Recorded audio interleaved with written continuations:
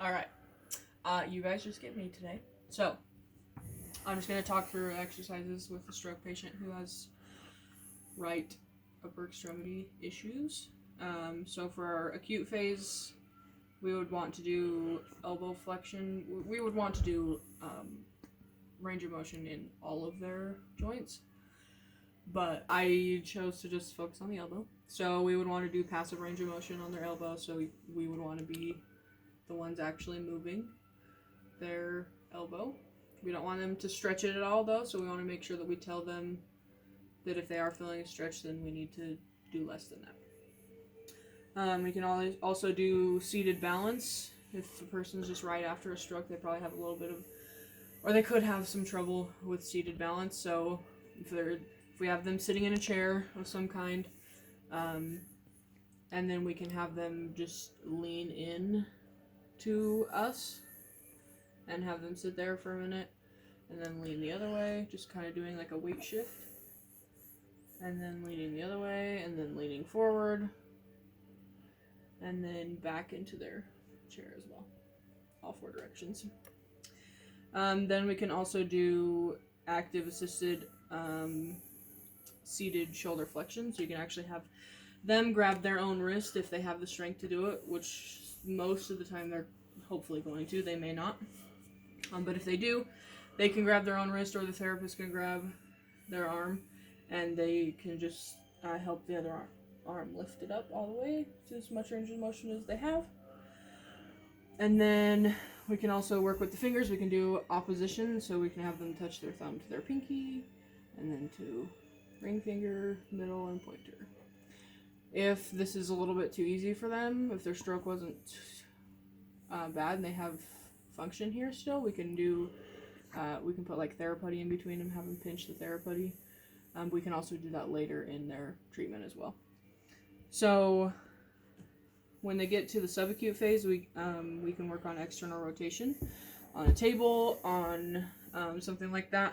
I'm just going to use the table with this pillowcase on it. The pillowcase is pretty slick, so it's going to allow me to rotate like I need to. So just have the patient put their arm on the sheet, and then you're just going to tell them to rotate out as far as they can, keeping their elbow right on the table, and then back in, back out, just like that.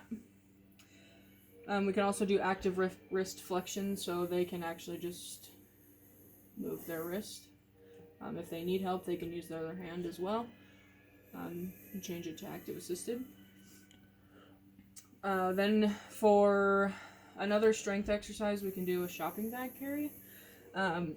So basically, I just have a grocery bag here. You can fill it with something light. I currently have a wallet in here, which currently is quite light. So we want to practice with this one. This would be a functional strength exercise, so we want them to curl their fingers all the way around it. And then we can have them walk with it hanging all the way down, where they're just holding it. We can have them walk while they're up this way, or just like this at 90 degrees. But making sure that they can grip the grocery bag as well. And then we can also do standing foam balance with their eyes open and their eyes closed. At this stage, they're probably pretty good with sitting balance, so we can move to standing balance. I don't have any foam, but you just would stand on the foam. You can put their hands out. You can hold their hands. You would have a gait belt on them. You can hold on to their gait belt, and then they do eyes open for a little bit, and then they close their eyes and do eyes closed as well. And then after that, we move into the chronic stage. So chronic stage for balance, we can do tandem balance. So you just do heel-toe balance. Apparently I'm not very good at. They can do that one eyes open and eyes closed as well, depending on how well their balance is doing. For range of motion exercises, we can do overhead flexion, so you can have them laying on their back, or even standing or sitting, and they can use a broom or a stick of some kind and raise their arms all the way up as far as they can, and then back down. And then for strength, we can use an arm bike, which I don't have, obviously. But you can use just the arm bike for strength, or we could use the stepper as well. That would get leg strength in there as well, and some sitting balance as well. So that also could be an option for them.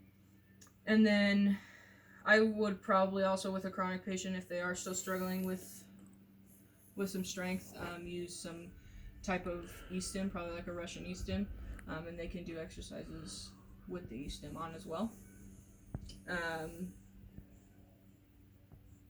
Yeah, there you go. Any questions? No? Good.